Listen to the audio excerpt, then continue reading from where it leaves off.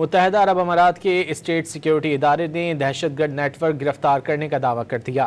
S S A کے مطابق گرفتار دہشت گرد نیٹ ورک کو حزب اللہ اور ایران کی مالی معاونت حاصل تھی اور وہی اسے چلا رہے تھے۔ اماراتی سرکاری میڈیا کے مطابق یہ نیٹ ورک ایک جعلی تجارت کی آڑ لے کر متحدہ عرب امارات میں کام کر رہا تھا اور اس کا مقصد ملک کی معیشت میں دراندازی کرنا اور ایسے بیرونی منصوبے انجام دینا تھا جو امارات کے مالی استحکام کے لیے خطرہ بن سکتے تھے۔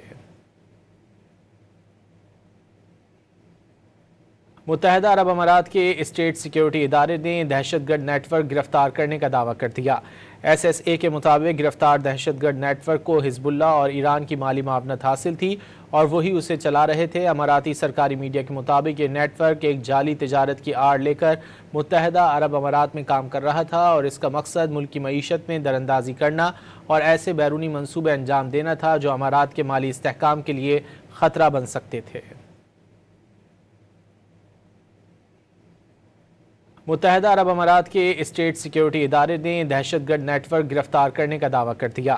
ایس ایس اے کے مطابق گرفتار دہشت گرد نیٹ ورک کو حزب اللہ اور ایران کی مالی معاونت حاصل تھی اور وہی اسے چلا رہے تھے۔ اماراتی سرکاری میڈیا کے مطابق یہ نیٹ ورک ایک جعلی تجارت کی آڑ لے کر متحدہ عرب امارات میں کام کر رہا تھا اور اس کا مقصد ملک کی معیشت میں دراندازی کرنا اور ایسے بیرونی منصوبے انجام دینا تھا جو امارات کے مالی استحکام کے لیے خطرہ بن سکتے تھے۔